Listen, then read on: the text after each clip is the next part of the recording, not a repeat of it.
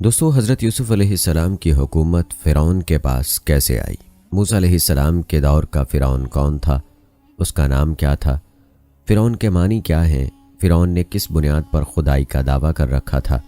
یہ تمام سوالات بہت ہی اہم ہیں۔ آج کی ویڈیو میں آپ کو ان تمام سوالات اور ان سے جڑے بہت سے سوالات کے جوابات بتائیں گے۔ دوستو، آپ کو بتاتے چلیں کہ 3000 سال قبل مسیح سے سکندر کے زمانے تک فرعونوں کے 31 خاندان مصر پر حکمران رہے، اور سب سے آخری خاندان کی بادشاہت 332 قبل از مسیح سکندر کے ہاتھوں ختم ہو گئی تھی۔ یاد رہے کہ بنی اسرائیل حضرت یوسف علیہ السلام کے زمانے میں مصر میں آباد ہوئے تھے۔ بعض روایات کے مطابق اس وقت فرعون پیکوس کی حکمرانی کا دور تھا، جس کا تعلق عمالقہ کے خاندان سے تھا۔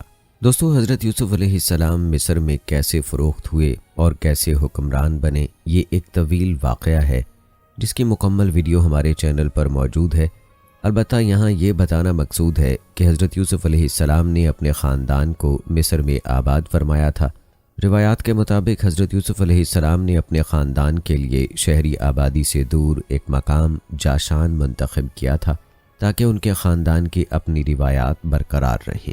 دوستو، جہاں تک بات ہے حضرت موسیٰ علیہ السلام کے دور کے فرعون کی، تو ایک تحقیق یہ بتاتی ہے کہ حضرت موسیٰ علیہ السلام نے جس فرعون کے دور میں جنم لیا اس کا نام رمیسس دوم تھا۔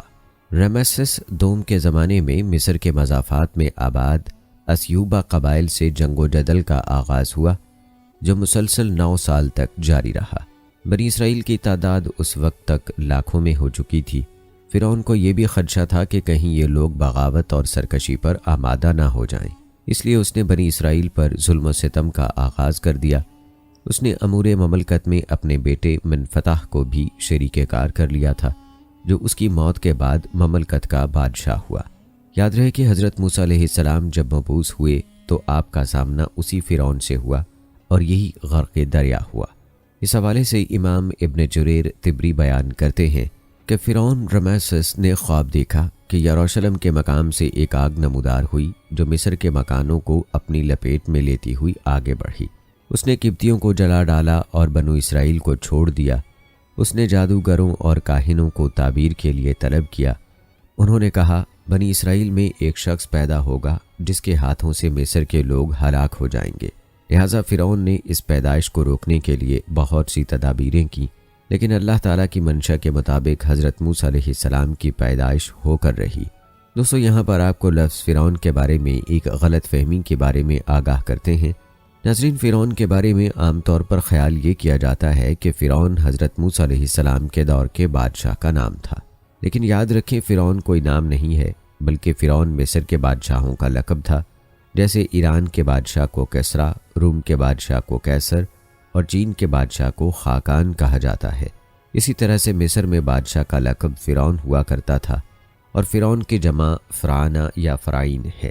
ناظرین، حضرت موسیٰ علیہ السلام کی پیدائش کو روکنے کے لیے فرعون کی تدابیر کرنے اور موسیٰ علیہ السلام کی پیدائش کا واقعہ بڑا ہی انوکھا اور دلچسپ ہے۔ یہ واقعہ بھی آپ کو بتائیں گے، لیکن پہلے آپ کو حضرت یوسف علیہ السلام کے دور کے فرعون کی خواب اور اس کی تعبیر و تدبیر کا واقعہ بتاتے ہیں۔ ناظرین، حضرت یوسف علیہ السلام کا یہ واقعہ قرآن مجید کے 12ویں پارے کی سورت سورہ یوسف میں موجود ہے، جو کہ فرعونہ مصر کے زمانے سے تعلق رکھتا ہے۔ تاریخی روایات بتاتی ہیں کہ مصر کے ان فرعین یا فرعونہ کا لقب فارا یا فرعون تھا۔ یہ اس لیے کہ مصری دیوتاؤں میں سب سے بڑا اور مقدس دیوتا آمن را یعنی سورج دیوتا تھا، اور اس زمانے میں بادشاہ وقت اس کا اوتار کہلاتا تھا، جسے فارا کے لقب سے یاد کیا جاتا تھا۔ یہی لفظ فارا عبرانی میں فان اور عربی میں فرعون بن گیا۔ ناظرین، آپ کو بتاتے چلیں کہ مورخین عرب نے حضرت یوسف علیہ السلام کے زمانے کے فرعون کا نام ریان لکھا ہے، جبکہ مصری آثار میں یہ آیونی کے نام سے مشہور ہے۔ روایات کے مطابق ریان کا خاندان شاہی نسلی اعتبار سے عمالقہ میں سے تھا، جسے تاریخ مصر میں ہکسوس کے نام سے یاد کیا گیا ہے، اور ان کی اصلیت یہ بتائی گئی ہے کہ یہ چرواہوں کی ایک قوم تھی۔ آج کی تحقیق سے ہی ثابت ہو رہا ہے کہ یہ قوم عرب سے آئی تھی، جو عرب آربا کی ایک شاخ تھی۔ یاد رہے کہ تاریخ دانوں نے طبقاتی لحاظ سے عرب قوم کو 3 حصوں میں تقسیم کیا ہے۔ نمبر 1 بائدہ، نمبر 2 آربا اور نمبر 3 مستعربہ۔ عرب بائدہ کی تعریف یہ بیان کی گئی ہے کہ وہ عرب جو قدیم ترین قبائل تھے، ظہور اسلام کے وقت اس قوم کا وجود ختم ہو چکا تھا۔ عرب عاربہ عرب کے اصل باشندے تھے جو یمن میں آباد تھے، ان کو قحطانی بھی کہا جاتا ہے۔ عرب مستعربہ یعنی بنو اسماعیل حضرت ابراہیم علیہ السلام کی اولاد جو حجاز میں آباد تھی، ظہور اسلام کے وقت یہ قوم اپنا وجود رکھتی تھی۔ یہ بھی کہا جاتا ہے کہ یہی ملک کے اصل باشندے تھے۔ ان کے مذہبی عقائد کے بارے میں کہا جاتا ہے کہ یہ شاہی نسل اس بات پر اعتقاد رکھتی تھی کہ الوحیت ان میں حلول کر گئی۔ یہی وجہ ہے کہ قدیم تاجداران مصر نے نیم خدائی حیثیت اختیار کی ہوئی تھی، اسی لیے وہ را یعنی سورج دیوتا کے اوتار سمجھے جاتے تھے۔ دوستو، ہم بات کر رہے تھے حضرت یوسف علیہ السلام کے دور کے فرعون کے خواب کی اور اس کی تعبیر کی۔ بیچ میں اس دور کا پس منظر آپ کے لیے بیان کیا گیا ہے جس کا بیان کرنا ضروری تھا۔ دوستو، آپ کو بتاتے چلیں کہ ریان کے شاہی دور میں اس وقت کے مصری وزیر خزانہ اطفیر، جس کا لقب عزیز مصر تھا، اس کی بیوی زلیخا کی بدکرداری کی وجہ سے حضرت یوسف علیہ السلام کو ناحق جیل میں جانا پڑا تھا۔ روایات بتاتی ہیں کہ ٹھیک اسی وقت 2 اور افراد کو جیل کی سزا کا حکم سنایا گیا تھا۔ یہ 2 نوجوان تھے اور شاہی خدام تھے۔ ان میں سے ایک شاہی افراد کو شراب پلانے پر مامور تھا، جبکہ دوسرا شاہی نان بائی تھا۔ تفسیر ابن کثیر میں پہلے کا نام بندار اور دوسرے کا نام بہلس لکھا ہے۔ ان دونوں کو کسی ناپسندیدہ عمل پر پس دیوار زندہ ہونا پڑا تھا۔ قرآن مجید میں اس کا ذکر یوں موجود ہے۔ ان میں سے ایک نے کہا، میں نے خواب میں اپنے آپ کو شراب نچوڑتے دیکھا ہے، اور دوسرا بولا، میں نے خود کو دیکھا کہ میں سر پر روٹی اٹھائے ہوئے ہوں جسے پرندے کھا رہے ہیں۔ ہمیں اس کی تعبیر بتائیے، ہمیں تو آپ خوبیوں والے شخص دکھائی دیتے ہیں۔ یاد رہے کہ حضرت یوسف علیہ السلام اللہ کے پیغمبر تھے۔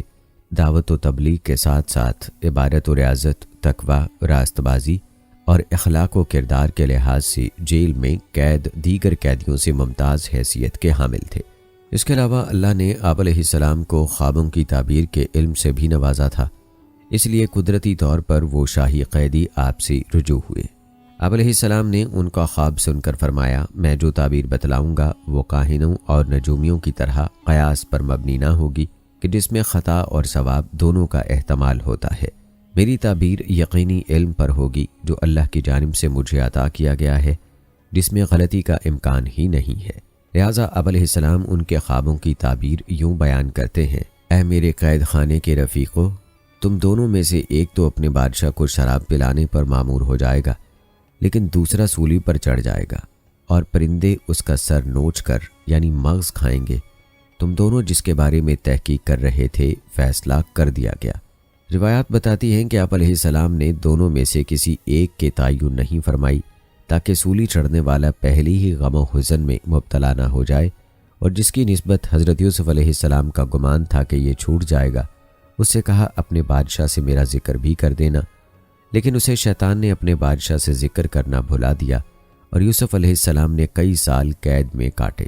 ناظرین، جہاں تک سوال ہے کہ حضرت یوسف علیہ السلام کتنے سال قید میں رہے، تو اس بارے میں وہب بن منبع رحمہ اللہ کا قول ہے کہ حضرت یوسف علیہ السلام 7 سال قید میں رہے۔ حضرت ابن عباس رضی اللہ تعالی عنہ قید کی مدت 12 سال بتاتے ہیں، جبکہ ضحاک کا بیان ہے کہ آپ علیہ السلام 14 سال جیل میں رہے۔ ناظرین، یہ الگ بات ہے کہ یوسف علیہ السلام کتنے سال قید رہے، مگر قدرت نے یہ مقرر کر رکھا تھا کہ یوسف علیہ السلام کی پارسائی ظاہر ہو جائے اور وہ عزت و اکرام اور عصمت کے ساتھ جیل سے نکلیں۔ اس لیے قدرت نے یہ سبب بنایا کہ شاہ مصر یعنی فرعون کو ایک عجیب و غریب خواب دکھلایا کہ جس کی تعبیر کوئی درباری، کاہن یا نجومی نہ دے سکے۔ اس نے ایک دربار خاص منعقد کر کے ملک بھر سے تمام نجومی اور کاہن بلوائے اور اپنا پریشان خواب تعبیر کی غرض سے اس مجلس میں یوں پیش کیا، میں نے خواب میں دیکھا ہے کہ 7 موٹی تازہ فربا گائیں ہیں جن کو 7 لاغر دبلی پتلی گائیں کھا رہی ہیں، اور 7 گندم کی بالیاں ہیں ہری ہری اور دوسری 7 بالکل خشک۔ اے درباریو، میرے خواب کی تعبیر دو اگر تم دے سکتے ہو۔ یہ خواب کسی کی سمجھ میں نہ آیا، ہر ایک بس یہی کہتا رہا کہ یہ آوارہ اور منتشر خیالات کا مجموعہ ہے، اس کی کوئی باقاعدہ تعبیر نہیں ہے، لہٰذا ہر ایک نے اس کی تعبیر پر معذوری کا اظہار کیا۔ روایات بتاتی ہیں کہ اس وقت شاہی ساقی بندار کو حضرت یوسف علیہ السلام یاد آ گئے۔ آپ علیہ السلام نے اس سے فرمایا تھا کہ بادشاہ سے میرا ذکر کر دینا، اور چونکہ شیطان نے اسے بھلا دیا تھا، آج مدت کے بعد اسے یاد آیا تو اس نے بھری مجلس میں کہا، مجھے اجازت دیں تو میں اس کی تعبیر حضرت یوسف علیہ السلام سے جو میرے ساتھی قید ہیں پوچھ کر آ جاؤں۔ سب نے منظور کر لیا۔ اب وہ جیل میں آ کر کہتا ہے، اے اللہ کے محترم نبی، بادشاہ نے ایک خواب دیکھا ہے، میں آپ علیہ السلام سے اس کی تعبیر جاننے کے لیے حاضر ہوا ہوں۔ آپ علیہ السلام نے اس کا خواب سنا اور تہ تک پہنچ گئے۔ فرمایا، موٹی تازہ 7 گائیں وہ 7 سال ہیں جس میں خوب پیداوار ہوگی، اور 7 دبلی گائیں اس کے برعکس یعنی خشک سالی ہوگی۔ اسی طرح 7 سبز خوشوں سے مراد زمین خوب پیداوار دے گی، اور 7 خشک خوشوں کا مطلب ہے اس میں پیداوار نہیں ہوگی۔ آپ علیہ السلام نے خواب کی تعبیر کے علاوہ اس کی تدبیر بھی بتلا دی کہ 7 سال تم متواتر کاشتکاری کرتے رہو، اور جو غلہ تیار ہوا اسے کاٹ کر بالیوں سمیت سنبھال کر رکھو تاکہ ان میں غلہ زیادہ دیر تک محفوظ رہے۔ پھر جب 7 سال قحط کے آئیں گے تو یہ غلہ تمہارے کام آئے گا جس کا ذخیرہ تم اب استعمال کرو گے۔ جب وہ شخص تعبیر دریافت کر کے بادشاہ کے پاس گیا تو وہ تعبیر اور تدبیر سن کر بہت خوش ہوا اور متاثر بھی، اور اندازہ لگایا کہ یہ شخص جسے ایک عرصے سے حوالہ زندان کیا ہوا ہے غیر معمولی علم و فضل کا مالک ہے اور اعلیٰ صلاحیتوں کا حامل بھی۔ چنانچہ بادشاہ نے انہیں دربار میں پیش کرنے کا حکم دیا۔ حضرت یوسف علیہ السلام نے دیکھا کہ بادشاہ اب مائل باکرم ہے، تو اب علیہ السلام نے اسی طرح کی عنایت سے جیل سے نکلنا پسند نہیں فرمایا، بلکہ اپنے کردار کی رفت اور پاک دامنی کے اثبات کو ترجیح دی تاکہ دنیا کے سامنے آپ علیہ السلام کے کردار کا حسن اور اس کی بلندی واضح ہو جائے، کیونکہ داعی اللہ کے لیے یہ عفت، پاک بازی اور رفت کردار ضروری ہوتا ہے۔ ناظرین، نبی کی شان کا اندازہ لگائیں کہ یوسف علیہ السلام کا یہ واقعہ اگرچہ براہ راست عزیز مصر کی بیوی کے ساتھ پیش آیا تھا، مگر آپ علیہ السلام نے اس کا ذکر نہیں کیا، بلکہ ان مصری عورتوں کا حوالہ دیا جنہوں نے اپنے ہاتھ کاٹ لیے تھے۔ مفسرین نے اس کی 2 وجوہات لکھی ہیں۔ ایک تو یہ کہ آپ علیہ السلام کو عزیز مصر کی بیوی کی جانب سے کافی تکلیف پہنچی تھی، مگر قید کے معاملے میں ان تمام عورتوں کی بھی سازش شامل تھی، کیونکہ ہر ایک عورت آپ علیہ السلام پر در پردہ دل و جان نچھاور کیے بیٹھی تھی، مگر آپ علیہ السلام نے ان تمام کی جانب سے بے اعتنائی برتی، اس لیے وہ سب آپ علیہ السلام کے خلاف سازش میں عزیز مصر کی بیوی کو شہد دیتی رہی۔ یہی وجہ ہے کہ زندان والا معاملہ ان عورتوں کے قضیے کے بعد پیش آیا۔ دوسری وجہ یہ ہے کہ حضرت یوسف علیہ السلام یہ سمجھتے تھے کہ عزیز مصر نے میرے ساتھ حسن سلوک برتا ہے اور عزت و احترام بھی کیا ہے، اس لیے مناسب نہیں معلوم ہوتا کہ میں اس کی بیوی کا نام لے کر اس کی رسوائی کا باعث بنوں۔ روایات بتاتی ہیں کہ بادشاہ نے جب آپ علیہ السلام کی زبانی یہ سب سنا تو ان عورتوں کو بلوایا اور ان سے صاف اور صحیح بتانے کے لیے کہا کہ جب تم نے یوسف علیہ السلام پر ڈورے ڈالے کہ تم اسے اپنی طرف مائل کر سکو تو تم نے اسے کیسا پایا؟ وہ تمام بولی، ہم نے اس میں برائی کی کوئی بات نہیں پائی۔ دربار میں اطفیر یا فطیفار کی بیوی زلیخا بھی موجود تھی۔ شدت جذبات سے مغلوب ہو کر آگے بڑھی اور بے اختیار بول اٹھی، جو حقیقت تھی وہ ظاہر ہو گئی، ہاں وہ میں ہی تھی جس نے یوسف پر ڈورے ڈالے تھے کہ اپنا دل ہار بیٹھے۔ بلا شبہ وہ اپنے بیان میں بالکل سچا ہے۔ ناظرین، امام راضی فرماتے ہیں کہ یوسف علیہ السلام خدا کے سچے پیغمبر اور نبی معصوم تھے، اس لیے ان کا دامن ہر قسم کی آلائش سے پاک رہا۔ اس لیے اللہ تعالیٰ کی کرشمہ سازی دیکھیے کہ اس واقعے سے متعلق جتنی بھی شخصیات تھیں ان سب کی زبان سے ان کی طہارت نفس اور عصمت کا اعتراف کروایا، جن میں عزیز مصر کی بیوی، شہری عورتیں اور عزیز کی بیوی کے رشتہ دار شامل تھے۔ ان تمام کی شہادتوں کے بعد فرعون پر حقیقت حال منکشف ہو گئی اور وہ دل ہی دل میں آپ علیہ السلام کا گرویدہ ہو گیا تھا۔ ایک روایت یہ بھی ہے کہ وہ مسلمان ہو گیا تھا، یعنی ایمان لے آیا تھا۔ اس نے اہل دربار کو حکم دیا کہ اس کو جلد میرے پاس لاؤ کہ میں اس کو خاص اپنے کاموں کے لیے مقرر کر دوں۔ پھر جب آپ علیہ السلام تشریف لائی تو پوچھنے لگا کہ میرے خواب میں جس قحط سالی کا ذکر ہے اس کے متعلق مجھے کیا تدابیر اختیار کرنی چاہیے۔ آپ علیہ السلام نے ارشاد فرمایا، اپنی مملکت کے خزانوں پر آپ مجھے مختار کر دیجئے، میں حفاظت کر سکتا ہوں اور میں اس کام کا جاننے والا ہوں۔ تاریخی روایات کے مطابق ریان نے ایسا ہی کیا اور حضرت یوسف علیہ السلام کو اپنی تمام مملکت کا امین و کفیل مقرر کر دیا اور شاہی خزانوں کی کنجیاں آپ علیہ السلام کے حوالے کر کے مختار عام کر دیا۔ قرآن حکیم نے اس کا تذکرہ ان الفاظ میں کیا ہے: بلا شبہ تو آج کے دن ہماری نگاہوں میں بڑا صاحب اقتدار اور امانت دار ہے۔ ناظرین، یہ تھا واقعہ حضرت یوسف علیہ السلام کے خوابوں کی تعبیر کے حوالے سے کہ اللہ تعالیٰ نے کس طرح سے آپ علیہ السلام کو اس علم کے ذریعے قید سے نجات دلائی، اور نہ صرف قید سے نجات دلائی بلکہ آپ علیہ السلام کو عزت اور مقام بھی عطا فرمایا اور قید سے نکال کر شاہی تخت پر بٹھا دیا۔ ناظرین، ہماری ویڈیو کا اصل موضوع یہ ہے کہ یوسف علیہ السلام کے بعد حکومت فرعون یعنی موسیٰ علیہ السلام کے دور کے فرعون کے پاس کیسے آئی۔ تو آپ کو بتاتے چلیں کہ حضرت یوسف علیہ السلام نے قحط کے دوران ذخیرہ اندوزی کی ایسی حکمت عملی اپنائی جس کی مثال تاریخ میں نہیں ملتی۔ انہوں نے 7 سالوں کی کٹوتی کے دوران کھیتوں سے پیدا ہونے والی فصل کا ایک بڑا حصہ محفوظ کیا تاکہ قحط کی صورت میں عوام کو خوراک فراہم کی جا سکے۔ اسی طرح حضرت یوسف علیہ السلام نے ملک کی معیشت کو مستحکم کرنے کے لیے نظام ترتیب دیا۔ ان کی مہارت نے مصر کی حکومت کو طاقتور بنا دیا تھا، لیکن حضرت یوسف علیہ السلام کی وفات کے بعد کچھ عرصے تک تو آپ علیہ السلام کے خاندان یعنی بنی اسرائیل کی نسل مصر میں مقیم رہی اور انہوں نے اعلیٰ عہدوں پر فائز رہنے کی کوشش کی، لیکن آہستہ آہستہ فرعون کی حکومت کا دوبارہ احیا ہوا۔ فرعونی خاندان نے دوبارہ اقتدار سنبھالا اور یوسف علیہ السلام کی خدمات کے حوالے سے یادداشتیں کم ہونے لگیں۔ دوبارہ سے مصر میں فرعونی نظام حکمرانی رائج ہو گیا جس میں حکمرانوں کی نسلیں حکومت کرتی تھیں، اور یوسف علیہ السلام کی وفات کے بعد فرعونی خاندان نے اپنی حکمرانی کو دوبارہ مضبوطی سے قائم کیا۔ روایات بتاتی ہیں کہ وقت کے ساتھ ساتھ فرعونی حکمرانوں نے حکومتی نظام کو اپنے مفادات کے مطابق ڈھالا اور عوام کی فلاح و بہبود کو نظر انداز کیا، اور یہ تبدیلیاں بنی اسرائیل کے ساتھ بھی برے سلوک کا سبب بنی۔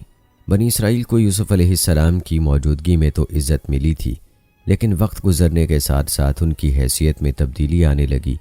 جب نئی نسلیں آئیں تو بنی اسرائیل کو فرعونی حکومت کے زیر سایہ مختلف مظالم کا سامنا کرنا پڑا، اور جب موسیٰ علیہ السلام کے دور کے فرعون نے بنی اسرائیل کی بڑھتی ہوئی تعداد کو محسوس کیا تو اس نے انہیں غلام بنا لیا اور ان پر ظلم و ستم کیا۔ یوں حضرت یوسف علیہ السلام کے بعد مصر میں فرعونی حکومت کا قیام ان کی خدمات کے ساتھ ساتھ فرعونی نظام کے تسلسل کا نتیجہ تھا۔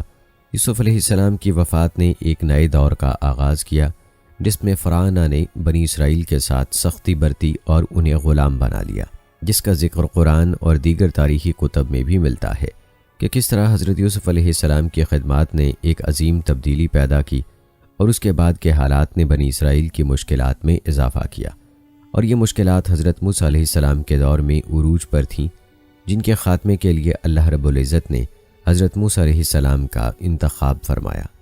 آئیے دوستو، اب تذکرہ کرتے ہیں حضرت موسیٰ علیہ السلام کی پیدائش کا، اور آپ کو بتاتے ہیں کہ موسیٰ علیہ السلام کی پیدائش کو روکنے کے لیے وقت کے فرعون نے کیا کچھ کیا۔ ناظرین، روایات میں آتا ہے کہ ایک رات فرعون نے خواب دیکھا کہ دور درخت زمین پر اگے اور وہ بلند سے بلند تر ہوتے چلے گئے، یہاں تک کہ ان کی بلندی عالم بالا تک پہنچی اور عالم تمام ان کے زیر سائے ہوا۔ فرعون اس عجیب و غریب خواب سے بہت حیران ہوا، چنانچہ صبح اٹھ کر اپنے درباریوں اور حکیموں، نجومیوں اور جادوگروں کو بلا کر ان سے اپنا خواب بیان کیا اور کہا کہ مجھ سے اس عجیب خواب کی تعبیر بیان کرو۔ ان سب نے کہا کہ ہمیں تھوڑا وقت دو تاکہ ہم دیکھ سکیں۔ حکمت دانوں نے کہا کہ ہم اس کی تعبیر اپنی کتابوں سے ڈھونڈتے ہیں، اور نجومیوں نے کہا کہ ہم ستاروں کی چال دیکھتے ہیں اور اس خواب کی تعبیر کے بارے حساب لگاتے ہیں، اور جادوگروں نے بھی اپنے علم اور عملیات استعمال کرنے تک کا وقت مانگا۔ چنانچہ سب نے اپنا اپنا حساب کتاب مکمل کرنے کے بعد آپس میں ایک دوسرے سے صلاح مشورہ کیا، اور پھر ان میں سے ایک آدمی نے یوں بیان کیا کہ اے فرعون، ہم دیکھتے ہیں کہ بنی اسرائیل کی قوم سے ایک بچہ ایسا پیدا ہوگا کہ بڑا ہونے پر تمہاری تمام مملکت خراب کرے گا اور تمہاری بادشاہی کو ختم کرے گا، اور سب لوگ اسی کے زیر سایہ ہوں گے، ملک و مملکت اور نعمت کل اسی کے ہاتھ میں آ جائے گی۔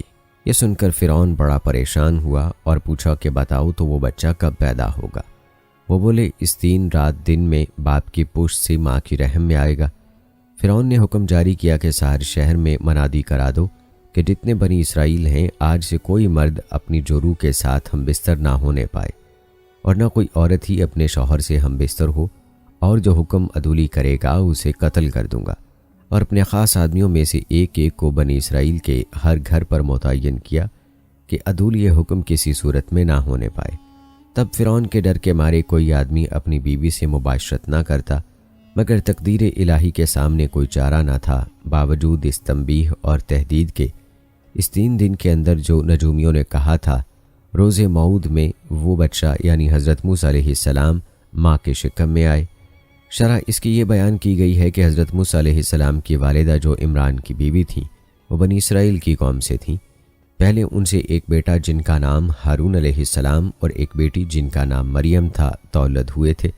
عمران فرعون کے ساتھیوں میں سے تھا اور اس دن فرعون کے محل میں تھا۔ ادھر بی بی کو مباشرت کا شوق ہوا، بہت صبر کیا، لیکن جب کوئی صورت نظر نہ آئی اور صبر و قرار تمام بحکم ربی جاتا رہا تو وہ آدھی رات کے وقت اٹھیں اور گھر سے نکل پڑیں اور فرعون کے محل کے دروازے پر جا پہنچی۔ مرضی الہی سے تمام دروازے محل کے کھل گئے اور تمام نگہبانوں اور دربانوں پر نیند طاری کر دی گئی۔ حضرت موسیٰ علیہ السلام کی والدہ کے دل سے اس وقت تمام ڈر خوف نکال دیا گیا، چنانچہ وہ بے خطر محل میں داخل ہوئیں اور سیدھا فرعون کی خوابگاہ تک جا پہنچیں۔ تب اپنے شوہر کو دیکھا کہ فرعون کی نگہبانی میں کھڑا ہے اور سوائے ان کے تمام لوگوں پر نیند کو طاری کر دیا گیا ہے۔ ادھر اللہ تعالیٰ نے حضرت موسیٰ علیہ السلام کے والد کے دل میں بھی وصل کی خواہش کو اجاگر کیا۔ پس جب انہوں نے اپنی بیوی کو دیکھا تو صبر و قرار تمام جاتا رہا۔ پس دونوں میاں بیوی نے وہاں سے ہٹ کر مباشرت کی اور اس طرح مرضی الہی سے حضرت موسیٰ علیہ السلام اسی رات کو اپنے باپ کی پشت سے ماں کی شکم میں آئے۔ اس کے بعد حضرت موسیٰ علیہ السلام کی والدہ وہاں سے نکل کر اپنے گھر کو آ گئیں اور یہ بھید کسی کو نامعلوم ہوا سوائے رب العالمین کے کہ وہ سر باطن کی خبر رکھتا ہے۔ غرض چوتھے روز صبح کے وقت فرعون نے پھر تمام نجومیوں اور حکمت دانوں کو بلایا اور پوچھا کہ کہو تو اس لڑکے کے بارے کیا کہتے ہو، وہ پیدا ہوا یا نہیں؟ تب انہوں نے اپنے اپنے حساب کتاب لگائے اور انہیں گن جوڑ کر جواب دیا کہ وہ لڑکا شب گزشتہ کو اپنے باپ کے سلب سے ماں کے رحم میں آ چکا ہے۔ تب اس ملعون نے تمام سپاہیوں اور پہرے داروں کو حکم کیا کہ بنی اسرائیل میں جو بھی لڑکا پیدا ہو اسے مار ڈالو اور لڑکیوں کو زندہ رہنے دو، اور 70 درہم بعوض خون کے اس کی ماں کو دے دیے جائیں۔ اور پھر ایسا اتفاق ہوا کہ چند روپوں کے لالچ میں ماں باپ اپنے بچوں کو لا کر خود فرعون کے حوالے کرتے اور اس مردود کے حکم پر اسے خود مار ڈالتے۔ اور اس کے علاوہ اس ملعون نے بنی اسرائیل کے ہر گھر میں ایک ایک قبطی کو تعینات کیا ہوا تھا، جو بچے کی پیدائش پر دیکھتے اگر لڑکا ہوتا تو اسے مار ڈالتے اور اس کے خون کے بدلے ماں باپ کو 70 درہم ادا کرتے، اور اگر لڑکی ہوتی تو اسے زندہ چھوڑ دیتے۔ پس بنی اسرائیل کو فرعون ملعون نے دکھ میں رکھا ہوا تھا اور ان کے بیٹوں کو قتل کرتا، اور اس کی طرف سے قبطی عورتیں آ کے بنی اسرائیل کی عورتوں کے پیٹ پہ ہاتھ پھیرتیں، غیر محرم آ کے حمل دیکھتے پیٹ سے ہیں یا نہیں، چنانچہ ارشاد باری ہے، اور جب چھڑا دیا ہم نے تم کو فرعون کے لوگوں سے، کہہ دیتے تم کو بڑی تکلیف، ذبح کرتے تمہارے بیٹے اور جیتی رکھتے تمہاری عورتیں، اور اس میں آزمائش ہوئی تمہاری رب کی بڑی۔ فرعون ملعون کے آدمی آتے اور بنی اسرائیل کی عورتوں کے حمل دیکھتے کہ پیٹ سے ہیں یا نہیں۔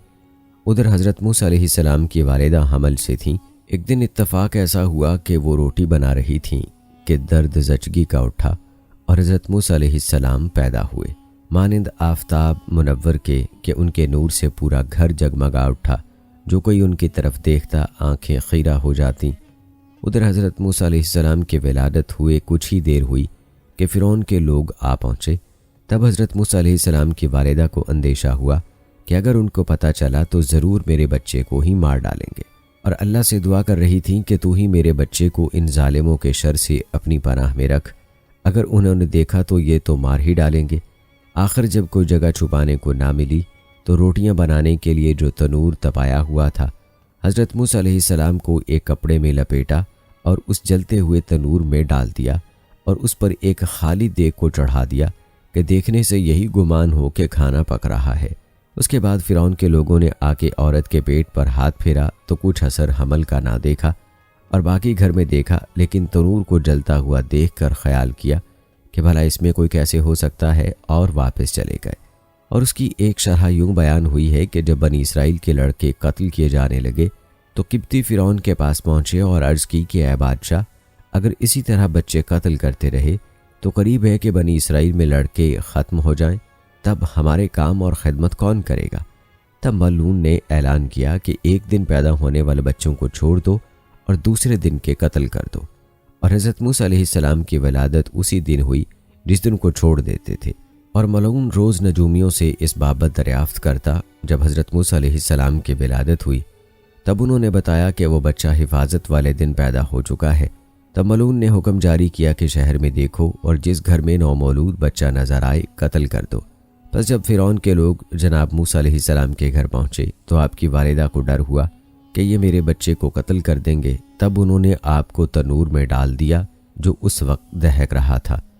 غرض جب فرعون کے لوگ دیکھ بھال کر اور گھر میں کسی بچے کو نہ پا کر واپس ہوئے تو حضرت موسیٰ علیہ السلام کی والدہ کو اپنے بچے کا دھیان آیا۔ تب وہ اپنے بچے کے غم میں رونے لگیں اور اپنے گال پیٹنے لگیں کہ یہ مجھ سے کیسا ظلم ہوا، میں نے اپنے بچے کو آگ میں ڈال دیا۔ اور تنور کی طرف دیکھا تو اس میں دہکتی ہوئی آگ کو دیکھ کر خود سے کہنے لگیں کہ ہائے ہائے، اب تک تو وہ معصوم جان جل کر بھسم ہو چکا ہوگا اور راکھ بھی نہ ہوگی۔ کاش اس کی کوئی ہڈی ہی مل جاتی کہ اپنے دکھی اور غمزدہ دل کی کچھ تو دوا کرتی۔ اور بعد اس کے تنور پر سے دیگ اتاری کہ شاید جگر گوشے کی کوئی باقیات ہی مل جائیں۔ اور جب دیگ اٹھائی تو دیکھا کہ بچہ بالکل حفاظت کے ساتھ آگ میں کھیل رہا ہے اور اس کے ہاتھ میں ایک سیب ہے، گو کہ وہ موسم سیبوں کا ہرگز نہ تھا۔ بس یہ دیکھ کر حیران ہوئیں اور اللہ کے حضور سجدہ شکر بجا لائیں۔ بعد اس کے بچے کو آگ میں سے نکالا اور دل میں ڈرنے لگیں اور متفکر ہوئیں کہ بچے کو کہاں چھپا کر رکھوں، ایسا نہ ہو کہ فرعون کے لوگ اسے آ کر لے جائیں اور مار ڈالیں، یا کوئی اور ہی دیکھ کر روپے کی لالچ میں فرعون کو اس کی خبر نہ کر دے اور وہ ملعون اسے قتل کر دے۔ بس اسی فکر میں روتی جاتیں اور بچے کو چھپانے کے لیے کوئی محفوظ جگہ تلاش کرتیں۔ تب اللہ تعالیٰ کی طرف سے حکم نازل ہوا، بس ہم نے حکم بھیجا موسیٰ کی ماں کو کہ اس کو دودھ پلا، پھر جب تم کو ڈر ہوا اس کا تو ڈال دے اس کو دریائے نیل کے پانی میں، اور نہ خطرہ کر اور نہ غم کھا، عنقریب ہم پھر پہنچا دیں گے تیری طرف اور کریں گے اس کو رسولوں میں سے۔ یعنی اللہ تعالیٰ نے حکم دیا کہ اے موسیٰ کی ماں، غم نہ کر، اسے دودھ پلاؤ، اور اگر تمہیں فرعون کی طرف سے اس کی جان کا خطرہ ہے تو اسے دریائے نیل میں ڈال دو، ہم خود اس کی حفاظت کریں گے اور جلد ہی اسے دوبارہ تمہاری طرف واپس بھیج دیں گے، اور تب تمہیں کوئی خطرہ اس کی جان کی طرف سے نہ ہوگا، کیونکہ یہ ہمارا رسول ہے اور یہی ہے جو فرعون کی مملکت کو تباہ کرے گا اور بنی اسرائیل کو حفاظت کے ساتھ فرعون کے ظلم سے نکال لے گا۔ بس حضرت موسیٰ علیہ السلام کی والدہ یہ بشارت سن کر بہت خوش ہوئیں اور کسی بڑھئی کی تلاش میں گھر سے نکلیں تاکہ ایک صندوقچہ تیار کروا سکیں جس میں رکھ کے موسیٰ علیہ السلام کو دریائے نیل میں بہا سکیں۔ تبھی حضرت جبرائیل امین بصورت ایک بڑھئی کے ان کے سامنے آئے۔ تب انہوں نے پوچھا کہ کیا تم صندوقچہ بنانا جانتے ہو؟ حضرت جبرائیل علیہ السلام نے فرمایا کہ جانتا ہوں۔ بس وہ انہیں اپنے ساتھ گھر لے کر آئیں۔ چنانچہ حضرت جبرائیل امین بصورت ایک بڑھئی کے حضرت موسیٰ کی والدہ کے ساتھ ان کے گھر آئے اور ایک صندوقچہ اللہ کے حکم سے ایسا تیار کیا کہ جس میں حضرت موسیٰ علیہ السلام کو کوئی تکلیف یا پریشانی کسی قسم کی نہ اٹھانی پڑے۔ بس حضرت جبرائیل علیہ السلام صندوقچہ تیار کر کے وہاں سے نکلے اور یہ بھید سوائے اللہ کے کسی کو معلوم نہ ہوا۔ اور ایک شرح یوں بیان ہوئی ہے کہ جب حضرت موسیٰ علیہ السلام کی والدہ بڑھئی کو لے کر گھر آئیں تو یہ بات کسی کو معلوم نہ پڑی مگر ایک ہمسائے نے آپ کو دیکھ لیا۔ بس وہ پیچھے ہوا اور گھر میں ایک بچے کی موجودگی کے بارے جان گیا اور اس راز سے واقف ہو گیا۔ تب حضرت موسیٰ علیہ السلام کی والدہ کو یہ خوف ہوا کہ کہیں یہ اس راز کے بارے فرعون یا اس کے لوگوں کو نہ بتا دے، لہٰذا اسے اپنے پاس سے 70 دینار بطور رشوت ادا کیے اور اسے قسم دے کر کہا کہ خبردار اس بات کا ذکر بھی نہ کسی سے کیجیو، اور بڑھئی کو بھی 70 دینار بطور اجرت ادا کر کے رخصت کیا۔ اس ہمسائے نے بی بی سے بھی 70 روپیہ لے کر کھا لیا، اور شیطان نے اس کے دل میں خیال پیدا کیا کہ اگر تو اس بارے فرعون کو خبر کرے گا تو یقیناً وہ ایک اچھی خبر دینے کے عوض تجھے اور بھی انعام دے گا اور تجھ پر اپنی نعمتوں اور نوازشوں کو بڑھائے گا۔ بس وہ اس نیت سے فرعون کے محل کی طرف چلا کہ اسے لڑکے کے بارے خبر دے اور کچھ انعام حاصل کرے اور فرعون لعین کی خدمت اور نعمت سے سرفرازی حاصل کرے۔ چنانچہ جب فرعون کے پاس پہنچا اور چاہا کہ اسے بتائے، تبھی اللہ نے اس کی زبان بند کر دی اور وہ گونگا ہو گیا، لہٰذا واپس آ گیا۔ جب باہر نکلا تو زبان پھر کھل گئی اور پھر چاہا کہ جا کے بتائے۔ جب فرعون کے سامنے پہنچا تو زبان پھر گونگی ہو گئی، پھر جب باہر آیا تو زبان کھل گئی، اور نقل ہے کہ اسی طرح 7 مرتبہ قصد کیا کہ جا کے بولے اور 7 دفعہ زبان بند ہوئی۔ تب وہ سمجھ گیا اور اس حرکت سے باز آیا اور سچے دل سے توبہ کی اور ایمان لایا، اور دوبارہ یہ بات کسی سے نہ کہنے کا عہد کیا اور اس پر قائم رہا۔ الغرض حضرت موسیٰ علیہ السلام کی والدہ نے انہیں دودھ پلایا اور بعد اس کے انہیں ایک کپڑے میں لپیٹ کر صندوقچے میں بند کیا اور پھر اس صندوقچے کو دریائے نیل میں بہا دیا، اور اپنی بیٹی یعنی حضرت موسیٰ علیہ السلام کی بہن مریم کو کہہ دیا کہ اے بیٹی، تو اس صندوقچے کو دیکھتی ہوئی اس کے ساتھ دریا کے کنارے پر جا، ایسا نہ ہو کہ کوئی اس صندوقچے کو دیکھے اور پھر آ کے خبر کرنا، جیسا کہ قرآن میں ارشاد ہے۔ اور کہہ دیا اس کی بہن کو اس کے پیچھے چلی جا۔ پھر وہ دیکھتی رہی اس کو اجنبی ہو کر، اور ان کو خبر نہ ہوئی، یعنی حضرت موسیٰ علیہ السلام کی بہن اس صندوقچے پر نظر رکھے ہوئے تھیں، لیکن انداز ایسا تھا جیسے وہ کسی اور جانب دیکھ رہی ہوں، اور ایسا اس وجہ سے کہ کوئی اس طرح انہیں دیکھتے ہوئے دیکھ کر صندوقچے کی طرف متوجہ نہ ہو جائے، لہٰذا اس طرح کسی کو اس بارے کچھ خبر نہ ہوئی سوائے اللہ کے کہ وہ ہر چیز کا جاننے والا ہے۔ روایت ہے کہ فرعون نے ایک محل عالیشان دریائے نیل کے کنارے بنایا ہوا تھا جس کا نام عین الشمس تھا۔ حضرت موسیٰ علیہ السلام کا صندوقچہ دریائے نیل میں بہتا ہوا اسی نہر کی طرف مڑ گیا جو فرعون نے اپنے محل کے حوض کی طرف بنائی ہوئی تھی، اور اس نہر میں بہتا ہوا فرعون کے محل میں بنے ہوئے حوض میں جا ٹھہرا، جہاں فرعون کی بیوی آسیہ نے اس کو کھولا اور کہا کہ اس کو میں اپنا بچہ بنا کر پالوں گی۔ پس موسیٰ علیہ السلام کی ماں فرعون کے محل پر آئیں اور دیکھا کہ بہت ساری دائیاں کھڑی ہیں، لیکن حضرت موسیٰ علیہ السلام کسی سے دودھ نہیں پی رہے اور نہ ہی خوش ہو رہے۔ چنانچہ جیسے ہی آپ کی والدہ نے آپ کو گود میں لیا تو حضرت موسیٰ اسی وقت چپ ہو گئے۔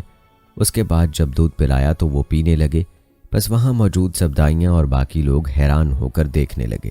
تب حضرت موسیٰ کی ماں نے خوش ہو کر فرعون اور باقی سب کو بتانا چاہا کہ یہ میرا بیٹا ہے اور میں ہی اس کی ماں ہوں، اس لیے میرے پاس خوش ہوتا ہے، لیکن اسی وقت اللہ کی طرف سے ان کے دل پر وحی ہوئی کہ اے خاتون، خبردار، یہ بات ہرگز کسی سے نہ کیجو اور کسی کے سامنے یہ راز نہ کھولنا اور نہ بتانا کسی کو یہ تمہارا بیٹا ہے۔ پس والدہ آپ کی چپ رہیں۔ حامان ملعون جو فرعون کا وزیر تھا وہ بھی اسی وقت وہاں موجود تھا۔ اس نے موسیٰ علیہ السلام اور ان کی والدہ کی شبہات سے اور بچے کو سنبھالنے کے قرینے سے کچھ شک اور قیاس کیا، لیکن کہنے لگا کہ اے عورت، یہ بچہ تیرے ہی بطن سے معلوم ہوتا ہے کہ تمہارا اسے سنبھالنے کا سلیقہ الگ ہے۔ تب بی بی نے کہا کہ نہیں، یہ میرے بطن سے نہیں ہے اور نہ مجھے کچھ معلوم ہے اس کے بارے۔ ہاں، یہ میرے دودھ سے بہت خوش ہوا ہے، بس میں چاہتی ہوں کہ میں اسے بادشاہ کے لیے پالوں۔ تب فرعون نے کہا کہ اب سے تم ہی اس بچے کو دودھ پلانا اور اپنے دودھ پلانے کی اجرت روزانہ 1 دینار ہم سے وصول کر لیا کرنا۔ تب حضرت موسیٰ کی والدہ 30 دینار اجرت مہینہ کی فرعون سے لیا کرتیں اور اپنے بچے کو دودھ پلاتیں۔ اللہ تعالیٰ فرماتا ہے، پھر پہنچا دیا ہم نے موسیٰ کو اس کی طرف کہ ٹھنڈی رہے اس کی آنکھ اور غم نہ کھائے، اور جان رکھے کہ وعدہ اللہ کا سچا ہے، لیکن اکثر اس کو نہیں جانتے۔ اس طرح حضرت موسیٰ علیہ السلام فرعون کے محل میں ہی پل رہے تھے اور آپ کی والدہ روزانہ آپ کو دودھ پلانے آتیں اور دیکھ کر آنکھیں اور سینہ ٹھنڈا کرتیں۔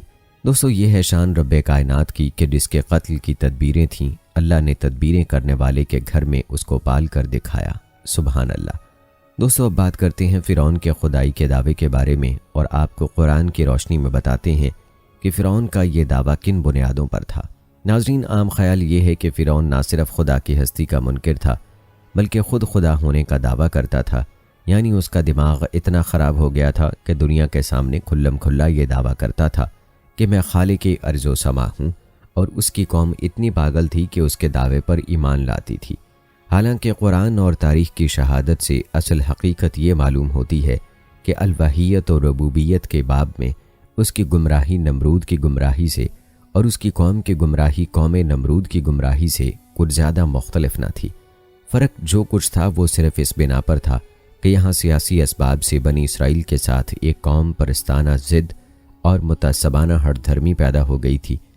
اس لیے محض اناد کی بنا پر اللہ کو الہ اور رب ماننے سے انکار کیا جاتا تھا، اگرچہ دلوں میں اس کا اعتراف چھپا ہوا تھا۔ دوستو، اصل واقعات یہ ہیں کہ حضرت یوسف علیہ السلام کو جب مصر میں اقتدار حاصل ہوا تو انہوں نے اپنی پوری قوت اسلام کی تعلیم پھیلانے میں صرف کر دی اور سرزمین مصر پر اتنا گہرا نقش چھوڑا کہ صدیوں تک کسی کے مٹانے سے نہ مٹ سکا۔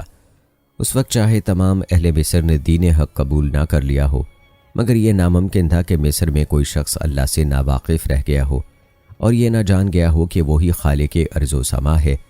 یہی نہیں بلکہ ان کی تعلیمات کا کم از کم اتنا اثر ہر مصری پر ضرور ہو گیا تھا کہ وہ فوق الفطری معنوں میں اللہ کو رب الارباب تسلیم کرتا تھا، اور کوئی مصری اللہ کو الوہیت کا منکر نہ رہا تھا۔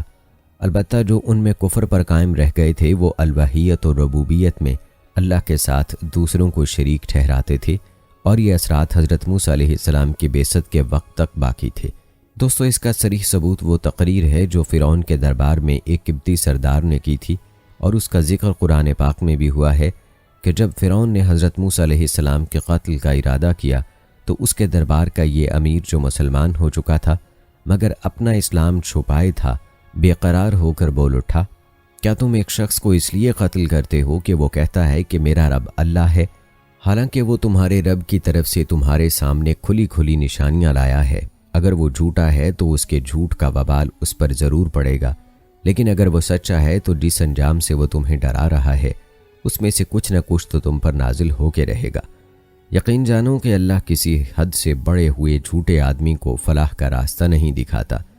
اے برادران قوم، آج تمہارے ہاتھ میں حکومت ہے، زمین میں تم غالب ہو، مگر کل اللہ کا عذاب ہم پر آ جائے تو کون ہماری مدد کرے گا؟ اے برادران قوم، میں ڈرتا ہوں کہ کہیں تم پر وہ دن نہ آ جائے جو بڑی بڑی قوموں پر آ چکا ہے، اور وہی انجام تمہارا نہ ہو جو قوم نوح اور عاد اور سمود اور بعد کی قوموں کا ہوا۔ اس سے پہلے یوسف علیہ السلام تمہارے پاس روشن نشانیاں لے کر آئے تو تم اس چیز کے متعلق شک میں پڑے رہے جسے وہ لائے تھے۔ پھر جب ان کا انتقال ہو گیا تو تم نے کہا کہ اللہ ان کے بعد کوئی رسول نہ بھیجے گا، اور اے برادران قوم، یہ عجیب معاملہ ہے کہ میں تمہیں نجات کی طرف بلاتا ہوں اور تم مجھے آگ کی طرف دعوت دیتے ہو۔ تم مجھے اس طرف بلاتے ہو کہ میں اللہ کے ساتھ کفر کروں اور اس کے ساتھ انہیں شریک ٹھہراؤں جن کے شریک ہونے پر میرے پاس کوئی علمی ثبوت نہیں ہے، اور میں تمہیں اس کی طرف بلاتا ہوں جو سب سے زبردست ہے اور بخشنے والا ہے۔ ناظرین، قرآن پاک میں بیان کی گئی یہ پوری تقریر اس بات پر شاہد ہے کہ حضرت یوسف علیہ السلام کی عظیم الشان شخصیت کا اثر کئی صدیاں گزر جانے کے بعد بھی اس وقت تک باقی رہا تھا، اور اس جلیل القدر نبی کی تعلیم سے متاثر ہونے کے باعث یہ قوم جہالت کے اس مرتبے پر نہ تھی کہ اللہ کی ہستی سے بالکل ہی ناواقف ہوتی یا یہ نہ جانتی کہ اللہ رب اور الہ ہے۔ اس تقریر کے آخری فقرے سے یہ بھی صاف معلوم ہوتا ہے کہ یہ قوم اللہ کی الوہیت اور ربوبیت کی قطعی منکر نہ تھی، بلکہ ان کی گمراہی وہی تھی جو دوسری قوموں کی بیان ہو چکی ہے، یعنی ان دونوں حیثیتوں میں اللہ کے ساتھ دوسروں کو شریک ٹھہرانا۔ شبہ جس وجہ سے واقع ہوتا ہے وہ یہ ہے کہ فرعون حضرت موسیٰ علیہ السلام کی زبان سے اِنَّا رسول رب العالمین، ہم رب العالمین کے رسول ہیں، سن کر پوچھتا ہے رب العالمین کیا چیز ہے؟ اپنے وزیر حامان سے کہتا ہے کہ میرے لیے ایک اونچی عمارت بنا کہ میں موسیٰ کے الہ کو دیکھوں۔ حضرت موسیٰ علیہ السلام کو دھمکی دیتا ہے کہ میرے سوا کسی اور کو تم نے الہ بنایا تو میں تمہیں قید کر دوں گا۔ ملک بھر میں اعلان کرتا ہے کہ میں تمہارا رب ہوں، اپنے درباریوں سے کہتا ہے کہ میں اپنے سوا تمہارے کسی الہ کو نہیں جانتا۔ اس قسم کے فقرات کی وجہ سے لوگوں کو گمان ہوا کہ شاید وہ اللہ کی ہستی ہی کا منکر تھا، رب العالمین کے تصور سے بالکل خالی الذہن تھا اور اپنے آپ ہی کو واحد معبود سمجھتا تھا، مگر اصل واقعہ یہ ہے کہ اس کی یہ تمام باتیں قوم پرستانہ ضد کی وجہ سے تھیں۔ حضرت یوسف علیہ السلام کے زمانے میں صرف یہی نہیں ہوا تھا کہ آپ علیہ السلام کی زبردست شخصیت کے اثر سے اسلام کی تعلیمات مصر میں پھیل گئی تھیں، بلکہ حکومت میں جو اقتدار انہیں حاصل ہوا تھا ان کی بدولت بنی اسرائیل مصر میں بہت با اثر ہو گئے تھے۔ 300-400 سال تک یہ اسرائیلی اقتدار مصر پر چھایا رہا، پھر وہاں اسرائیلیوں کے خلاف قوم پرستانہ جذبات پیدا ہونا شروع ہو گئے، یہاں تک کہ ان کے اقتدار کو الٹ دیا گیا اور ایک مصری قوم پرست خاندان فرما روا ہو گئے۔ ان نئے فرمانرواؤں نے محض اسرائیلیوں کو دبانے اور کچلنے ہی پر اکتفا کیا، بلکہ دور یوسفی کے ایک ایک اثر کو مٹانے اور اپنے قدیم جاہلی مذہب کی روایات کو تازہ کرنے کی کوشش کی۔ اس حالت میں جب حضرت موسیٰ علیہ السلام تشریف لائے تو ان لوگوں کو خطرہ ہوا کہ کہیں اقتدار پھر ہمارے ہاتھ سے نکل کر اسرائیلیوں کے ہاتھ میں نہ چلا جائے۔ یہی اناد اور ہٹ دھرمی کا جذبہ تھا جس کی بنا پر فرعون حضرت موسیٰ علیہ السلام سے پوچھتا تھا کہ رب العالمین کیا ہوتا ہے، میرے سوا اور الہ کون ہو سکتا ہے۔ دراصل وہ رب العالمین سے بے خبر نہ تھا۔ اس کی اور اس کے اہل دربار کی گفتگویں اور حضرت موسیٰ علیہ السلام کی جو تقریریں قرآن میں آئی ہیں، ان سب سے یہ حقیقت واضح طور پر ثابت ہوتی ہے۔ مثلاً ایک موقع پر فرعون اپنی قوم کو یہ یقین دلانے کے لیے کہ موسیٰ علیہ السلام خدا کے پیغمبر نہیں ہیں، کہتا ہے تو کیوں نہ اس کے لیے سونے کے کنگن اتارے گئے یا فرشتے صف بستہ ہو کر اس کے ساتھ کیوں نہ آئے۔ ناظرین، اب خود ہی سوچیں کہ کیا یہ بات ایک ایسا شخص کہہ سکتا تھا جو اللہ اور ملائکہ کے تصور سے خالی الذہن ہوتا۔ ایک اور موقع پر فرعون اور حضرت موسیٰ کے درمیان یہ گفتگو ہوئی۔ پس فرعون نے اس سے کہا کہ اے موسیٰ، میں تو سمجھتا ہوں کہ تیری عقل خبت ہو گئی ہے۔ موسیٰ نے جواب دیا تو خوب جانتا ہے کہ یہ بصیرت افروز نشانیاں رب زمین و آسمان کے سوا کسی اور کی نازل کی ہوئی نہیں ہیں، مگر میرا خیال ہے کہ اے فرعون تیری شامت ہی آ گئی ہے۔ اسی طرح ایک اور مقام پر اللہ تعالیٰ نے فرعونیوں کی قلبی حالت اس طرح بیان فرمائی، جب ہماری نشانیاں ان کے سامنے اعلانیہ نمایاں ہو گئیں تو انہوں نے کہا یہ صریح جادو ہے۔ ان کے دل اندر سے قائل ہو چکے ہیں، مگر انہوں نے محض شرارت اور تکبر و سرکشی کی بنا پر ماننے سے انکار کیا۔ اسی طرح سورۃ طٰہٰ میں ایک اور مجلس کا نقشہ قرآن یوں کھینچتا ہے۔ موسیٰ علیہ السلام نے ان سے کہا تم پر افسوس ہے، اللہ پر جھوٹ نہ باندھو ورنہ وہ سخت عذاب سے تمہیں تباہ کر دے گا، اور جھوٹ جس نے بھی باندھا ہے وہ نامراد ہو کر ہی رہا ہے۔ یہ سن کر لوگ آپس میں رد و پیش کرنے لگے اور خفیہ مشورہ ہوا، جس میں کہنے والوں نے کہا یہ دونوں یعنی موسیٰ و ہارون علیہ السلام تو جادوگر ہیں، چاہتے ہیں کہ اپنے جادو کے زور سے تمہیں تمہاری سرزمین سے بے دخل کر دیں اور تمہارے مثالی طریقے زندگی کو مٹا دیں۔ ناظرین، ان آیات سے یہ ظاہر ہوتا ہے کہ اللہ کے عذاب سے ڈرانے اور جھوٹ کے انجام سے خبردار کرنے پر ان کے درمیان رد و پیش اسی لیے شروع ہو گئی تھی کہ ان لوگوں کے دلوں میں کہیں تھوڑا بہت اثر خدا کی عظمت اور اس کے خوف کا موجود تھا۔ لیکن جب ان کی قوم پرست حکمران طبقہ نے سیاسی انقلاب کا خطرہ پیش کیا اور کہا کہ موسیٰ و ہارون علیہ السلام کی بات ماننے کا انجام یہ ہوگا کہ مصریت پھر اسرائیلیت سے مغلوب ہو جائے گی، تو ان کے دل پھر سخت ہو گئے اور سب نے رسولوں کا مقابلہ کرنے کی ٹھان لی۔ ناظرین، اس حقیقت کے واضح ہو جانے کے بعد یہ واضح ہو جاتا ہے کہ حضرت موسیٰ اور فرعون کے درمیان اصل جھگڑا کس بات پر تھا۔ فرعون اور اس کی قوم کی حقیقی گمراہی کس نوعیت کی تھی، اور فرعون کس معنی میں الوہیت و ربوبیت کا مدعی تھا۔ اس حوالے سے قرآن پاک کی مزید آیات ملاحظہ کیجیے۔ فرعون کے درباریوں میں سے جو لوگ حضرت موسیٰ علیہ السلام کی دعوت کا استحصال کرنے پر زور دیتے تھے، وہ ایک موقع پر فرعون کو خطاب کر کے کہتے ہیں کیا آپ موسیٰ اور اس کی قوم کو چھوڑ دیں گے؟ وہ ملک میں فساد پھیلائے اور آپ کے الہوں کو چھوڑ دے۔ دوسری طرف انہی درباریوں میں سے جو شخص حضرت موسیٰ علیہ السلام پر ایمان لے آیا تھا، وہ ان لوگوں کو خطاب کر کے کہتا ہے تم مجھے اس طرف بلاتے ہو کہ میں اللہ سے کفر کروں اور اس کے ساتھ انہیں شریک کروں جن کے شریک ہونے کے لیے میرے پاس کوئی علمی ثبوت نہیں۔ ناظرین، اگر ان دونوں آیتوں کو ان معلومات کے ساتھ ملا کر دیکھا جائے جو تاریخ و آثار قدیمہ کے ذریعے سے اس زمانے کے اہل مصر کے متعلق موجود ہیں، تو صاف معلوم ہو جاتا ہے کہ فرعون خود بھی اور اس کی قوم کے لوگ بھی ربوبیت کے پہلے اور دوسرے معنی کے اعتبار سے بعض دیوتاؤں کو خدائی میں شریک ٹھہراتے تھے اور ان کی عبادت کرتے تھے۔ ظاہر ہے کہ اگر فرعون فوق الفطری معنوں میں خدا ہونے کا مدعی ہوتا، یعنی اگر اس کا دعویٰ یہی ہوتا کہ سلسلہ اسباب پر وہ خود حکمران ہے اور اس کے سوا زمین و آسمان کا الہ رب کوئی نہیں ہے، تو وہ دوسرے الہوں کی پرستش نہ کرتا۔ ناظرین، فرعون کے یہ الفاظ جو قرآن میں نقل کیے گئے ہیں ملاحظہ فرمائیں۔ سورہ قصص میں اللہ تعالیٰ نے فرمایا لوگوں میں تو اپنے سوا کسی الہ کو جانتا نہیں ہوں۔ یہ فرعون کے الفاظ ہیں۔ اے موسیٰ، اگر میرے سوا تو نے کسی کو الہ بنایا تو میں تجھے قیدیوں میں شامل کر دوں گا۔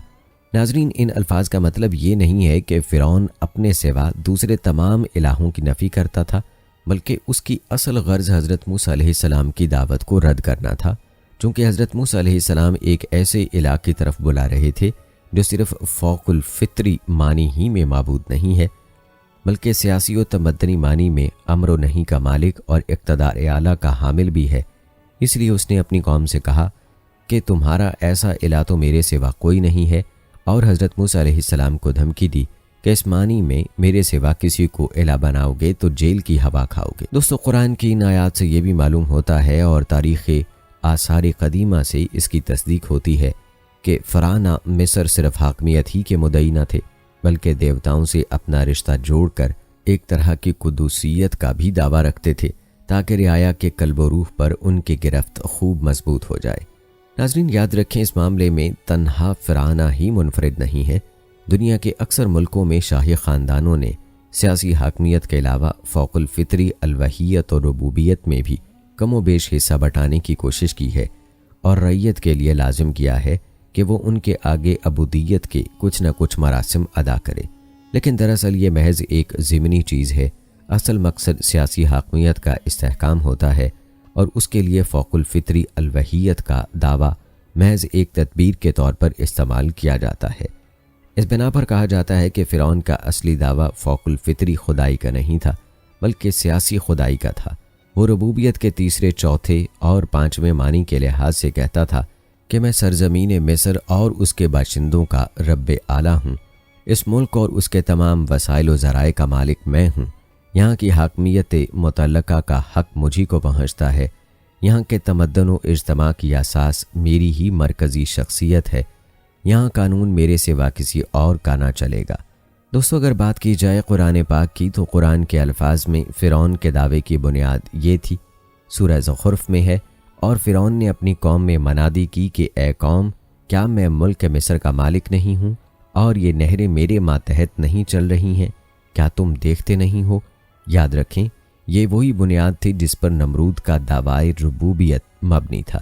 سورہ بقرہ میں اللہ کا فرمان ہے، اور اسی بنیاد پر حضرت یوسف علیہ السلام کا ہم عصر بادشاہ بھی اپنے ملک والوں کا رب بنا ہوا تھا۔ دوستو، اسی طرح حضرت موسیٰ علیہ السلام کی دعوت، جس پر فرعون اور آل فرعون سے ان کا جھگڑا تھا، دراصل یہ تھا کہ رب العالمین کے سوا کسی معنی میں بھی کوئی دوسرا الہ اور رب نہیں ہے۔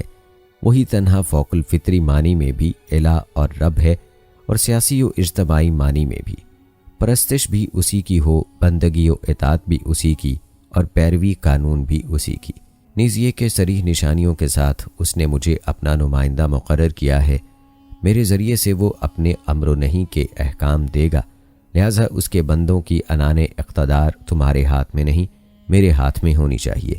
اسی بنا پر فرعون اور اس کے ایان حکومت بار بار کہتے تھے کہ یہ دونوں بھائی ہمیں زمین سے بے دخل کر کے خود قابض ہونا چاہتے ہیں اور ہمارے ملک کے نظام مذہب و تمدن کو مٹا کر اپنا نظام قائم کرنے کے در پہ ہیں۔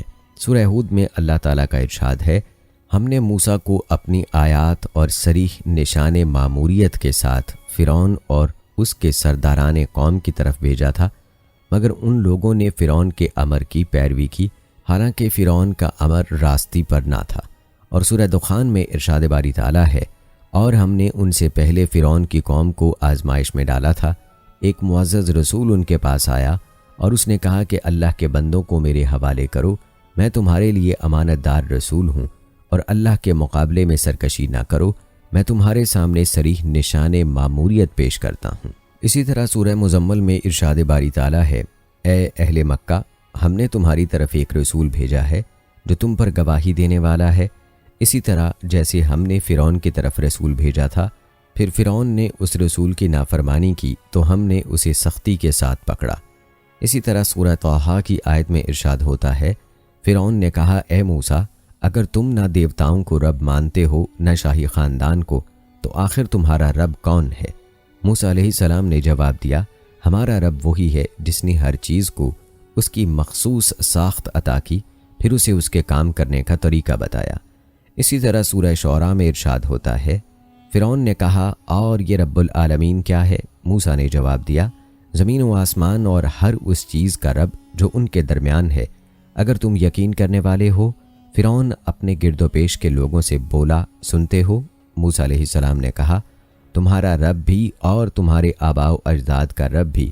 فرعون بولا، تمہارے یہ رسول صاحب جو تمہاری طرف بھیجے گئے ہیں بالکل ہی پاگل ہیں۔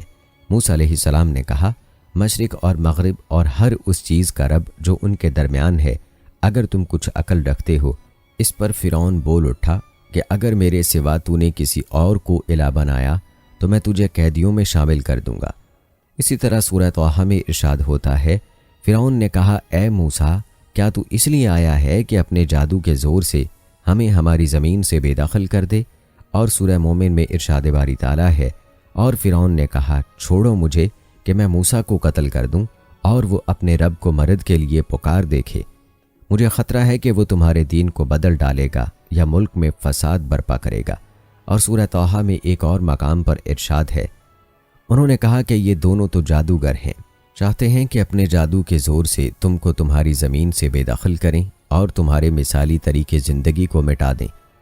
دوستو، بیان کی گئی چند آیات کو ترتیب وار دیکھنے سے صاف معلوم ہوتا ہے کہ ربوبیت کے باب میں وہی ایک گمراہی جو ابتدا سے دنیا کی مختلف قوموں میں چلی آ رہی تھی، ارض نیل میں بھی ساری ظلمت اسی کی تھی، اور وہی ایک دعوت جو ابتدا سے تمام انبیاء دیتے چلے آ رہے تھے۔ موسیٰ و ہارون علیہ السلام بھی اسی کی طرف بلاتے تھے۔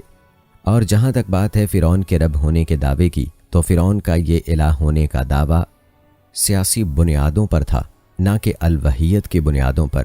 یہ تو فرعون بھی جانتا تھا کہ ارض و سما کا مالک اللہ ہے، اور یہ بات بھی آپ ملاحظہ کر چکے ہیں کہ حضرت یوسف علیہ السلام کی تعلیمات کا اثر فرعون کے دور تک باقی تھا، جس کا ثبوت بھی قرآن پاک سے آپ نے ملاحظہ کیا۔ تو ناظرین کرام، یہ تھی ہماری آج کی ویڈیو۔ امید کرتے ہیں کہ آپ کو پسند آئی ہوگی۔ کمنٹ سیکشن میں اپنی رائے کا اظہار ضرور کریں اور بتائیں کہ آپ اگلی ویڈیو کون سے اسلامک ٹاپک پر دیکھنا چاہتے ہیں۔ آپ کی قیمتی رائے ہمارے لیے بہت اہمیت رکھتی ہے۔ جانے سے پہلے ویڈیو کو شیئر ضرور کریں۔ مجھے اگلی ویڈیو تک اجازت دیں۔ فی امان اللہ۔